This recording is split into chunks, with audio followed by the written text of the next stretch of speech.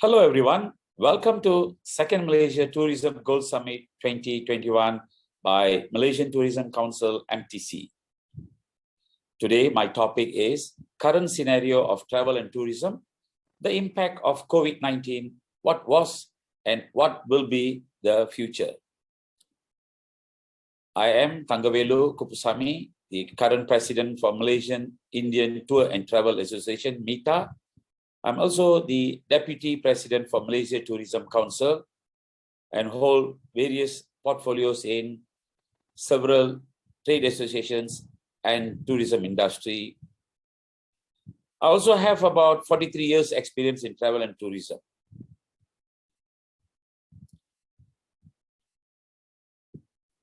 Tourism is one of the world's most important economic sectors. It employs 1 in every 10 people on earth and provides livelihoods to hundreds of millions more. This is said by Antonio Guterres, United Nations Secretary General. Around the world, in countries at all development levels, many millions of jobs and businesses are dependent on a strong and thriving tourism sector. Tourism has also been a driving force in protecting natural and cultural heritage, preserving them for future generations to enjoy. This is also said by the Secretary General of the United Nations World Tourism Organization, Mr. Zurab Pololikshvili.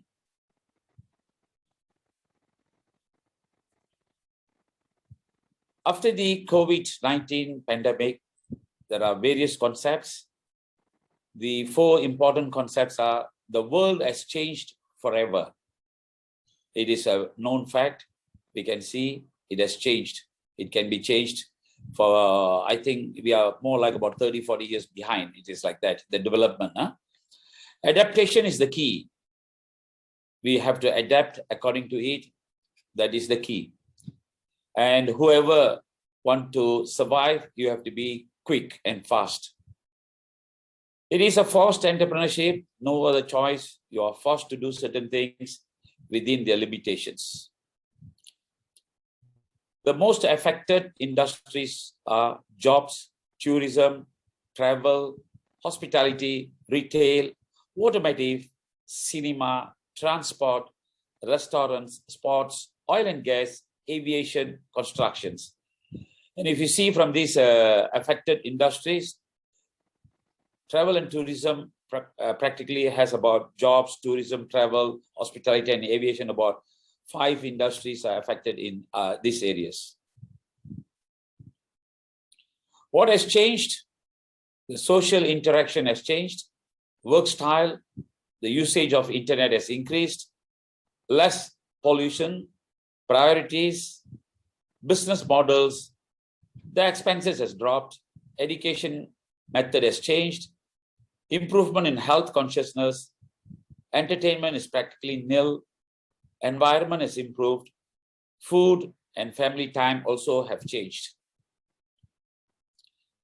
So let's review the COVID-19 and tourism in the year 2020. Tourism in pre-pandemic times, that is in the year 2019, we can see the statistics given by United Nations World Tourism Organization. It is 1.5 billion arrivals. It's worldwide. It is a growth, sustained growth for 10th consecutive year. It also created millions of jobs with a high share of women and 54% of the workforce and youth. It has also brought in revenues, US 1.7 trillion US dollars. And it's the 3rd largest export category and 50% of total exports for many small developing countries. It's growing faster than the world economy, and tourism is a key sector in many advanced and emerging economies. Let's see the impact of COVID-19 on international tourism. We take the year of 2020, a timeline marked by closures. The first lockdown in Wuhan in China started on 23rd January. And 30th January, World Health Organization declares the outbreak a global health emergency. On 11th March, WHO declares the outbreak a pandemic. In Malaysia, 18th March was imposed the lockdown, the first lockdown. And 20th April, 100% of worldwide destinations have introduced travel restrictions. And 27% of all destinations worldwide keep their borders completely closed for international tourism.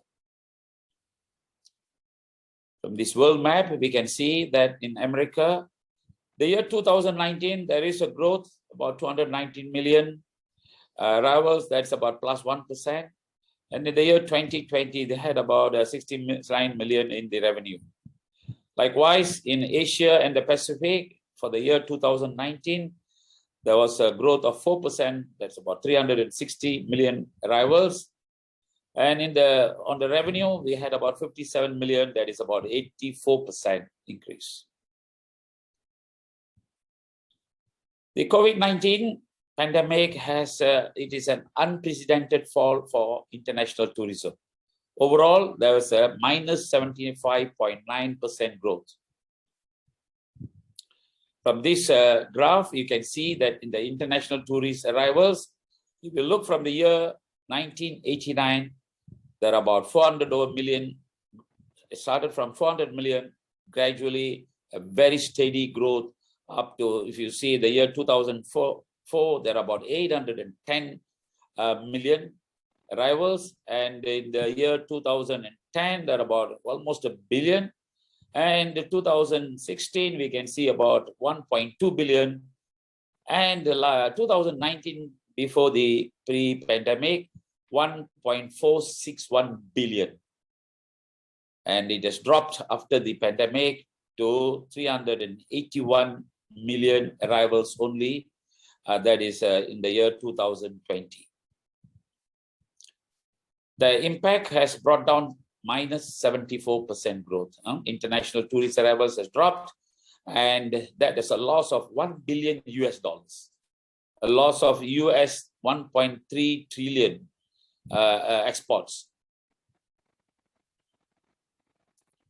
The pandemic did not spare any of the travel and tourism in subcategories, although some were hit worse than others.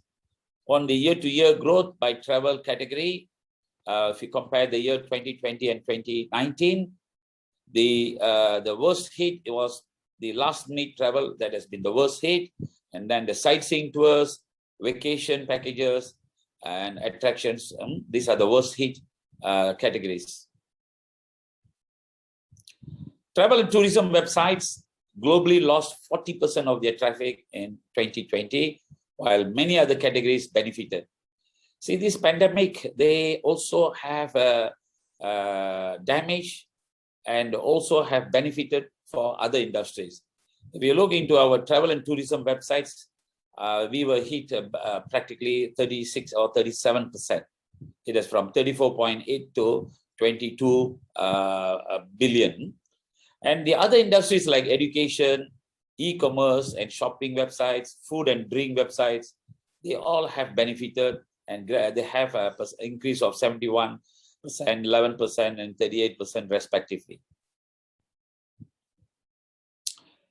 International tourism, if you're looking into back to level of 30 years ago, if you see the minus 74% has brought us back the arrivals to 1990s arrival. That is about almost 30 years back. And the loss of international tourist arrivals also, it's 1 billion. And the export revenue, 1.3 billion. And the estimated loss in the global GDP is about US 2 trillion. Job-wise, about 100 to 120 million direct tourism jobs at risk. In Malaysia, we are almost, I think, our Minister, Dato Haja Naidsi Shukri, have announced about 2 to 3 million jobs were affected. Okay, let's see our recovery signals. What will be the future? Okay, 2021 to 2024, the scenarios looks like 2.5 years to 4 years to recover from the fall. We have fallen from 1.5 billion to 381 million arrivals in the 2020. And that also 381 in 2020, if you'll see the first 3 months. Our lockdown is started only in the month of March. And some countries also, the lockdown would have started later or a little bit earlier. But the prediction here shows that gradually by 2021, there is an increase. And by 2022, there will be a very big increase. By 2024, we should be able to recover.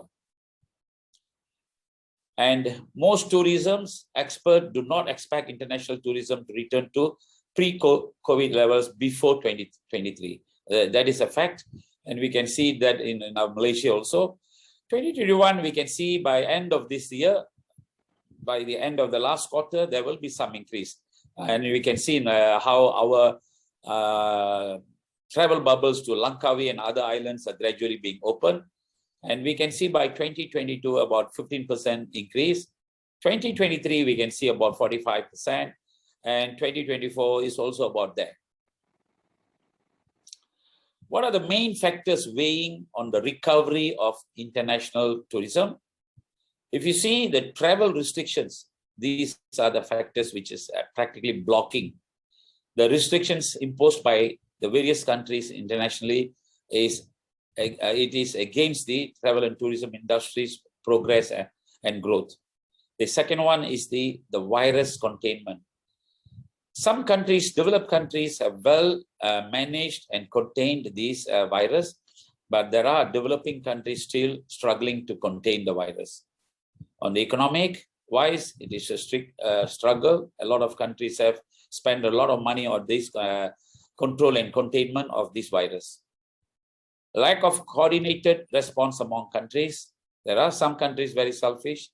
Some countries have practically received all their vaccines. Some are still struggling to contain. I think we should take off our hat to our current Minister of Health, Dato Thangavelu. Low consumer confidence, definitely because of this COVID is still unstable, yet to find the actual remedy for it. So consumer confidence is still very low. Flight resumption, flight airlines will not take off immediately. They will be taking their time because no use taking off all the flights when there is no passengers, number one. Number two, they have to study the containment of the virus, the borders, opening of the borders, and then only. So overall, the travel restrictions, slow virus containment, and the economic environment are the main barriers to the recovery of international tourism. Changes in traveler behavior in times of COVID, we can divide it into 4 segments. The first one is those the travelers would like to prefer, because of this COVID, closer destinations which are more on the domestic tourism, has shown positive signs. And likewise, see, we are slowly, I think by October, most probably, the interstate travel will be open or the borders will be open. And currently, we have been, Langkawi has opened. Likewise, most of the islands will be more like open in October. So getaway will be more to nature, rural tourism, and road trips have emerged as popular travel choices due to travel limitations and the quest for open air experiences. Yeah, a lot of people would like to have some fresh air, and we will see more nature tourism, and rural tourism will be in the exposure. Health and safety measures and cancellation policies are consumers' main concerns. So we have to ensure that these two are priorities given, and management and measures on cancellation policies also to be considered. Last-minute bookings have increased due to volatility of pandemic-related events and the travel restrictions. Changes in the traveler behavior. Younger travelers more resilient. Change in demographics. Travel recovery has been stronger among younger segments. Mature travelers and retirees will be the most impacted segments. Most probably there will be restrictions to most of the places where most probably those who are above 60 years or 70 years or senior citizens are not allowed due to the pandemic or the COVID-19 infections. And the more responsible, they have to be the sustainability and authenticity and localhood. Travelers have been giving more importance to creating a positive impact on local communities, increasing looking for authenticity. most of them will be looking for legitimate travel packages and tour packages. They would like to see whether the sustainability and authenticity are there in order to proceed for the tour packages. And while the way we travel might have changed, we never really stopped dreaming for a holiday. This is most of the assumptions of the travelers. With the very dynamic travel restrictions and people spending more time at home than ever before, they are looking for different ways to travel and energize. First thing, they are looking for remote places, closer to nature, and that is the rising interest in islands. If you see the interest in more islands because they are not crowded, and people are also looking for campings. The second one is virtual ways to travel. The interest virtual tours have been increased after the pandemic because most of them are working from home and things like that. Live zoo will be there, interest will be there, travel blogs will be there. It's a good example, like Malaysia is having the domestic tourism as the interest more. Regional parks and rivers, nature, more like nearest place to us. Most will be more on the roads. Road trips will be there, and staycations. Family cluster activities will be interested. If you're looking into the future of the travel and tour, more will be FITs rather than group. In the immediate future, though, people will be prioritizing extended vacations, short booking windows, and local options. See, longer stay intention. Such behavior in travel globally shows those days, if you wanted to you wanted to stay, the most you wanted to stay, the pre-pandemic is about 7 days. Now, because of the lockdown for almost a couple of years, people would like to stay a little bit longer, 11 days. And shortened look ahead. Those days, people will look for about 57 days before they decide tour packages and things like that. Now, people within 42 days, they will decide. Local travel radius, the radius they wanted to travel. If you see, most of them would like to do domestic, then regional, then continent, and then only you will see the world. So international travel will take some time. It may be a couple of years. Additionally, constant changes in travel requirements lead to insecurity and apprehension to travel. We continue to see a surge in inquiries related to government travel restrictions, safety measures when traveling, and quarantine rules. We can see from the, I can do a summary from here, making sense of government travel restrictions. So what does non-essential travel mean? And what is essential travel? Most of the countries at the moment, essential travel is more for students going for studies, those who are seeking medical treatment, and more on emergency and ills, or for some high-end business travels. Apart from that, the others are considered as non-essential. So when will travel restrictions will be lifted? It depends to country, and it depends on the containment and control of the COVID-19 infectious disease. How long will travel restrictions last? And what are the travel restrictions? It depends also again to country and the managing of the infections. Okay, the most important thing here will be safety and health. And here we will see when will it be safe to travel again, how to travel safely during COVID, and what is the safest way to travel, how safe is air travel, what countries are safe to travel to.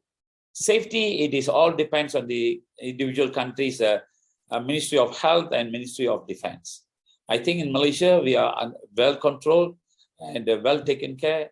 And I can see the measures taken are appropriate, and we should be opening the borders soon. And when we will travel again, it is when the borders are open, we will travel again. And how safe it is depends on the Ministry of Health's management control on the infectious disease. Safest way to travel is at the moment to place is more on the road, and air travel will take some time. And the countries to travel are already, certain countries have opened and they started to have a travel bubble system. Quarantine rules, where can you travel without quarantine? Without quarantine is most like the understanding between both the countries. If both the countries have understanding and both the countries have attained a certain level of vaccination and on their population, and most of them is about 80% plus, I think they should be able to travel. And how to quarantine after travel, and how many days quarantine, and these are more like, and when to quarantine, how to self-isolate after travel. These are all depends on the country's development, on the containment and the control of the infectious disease.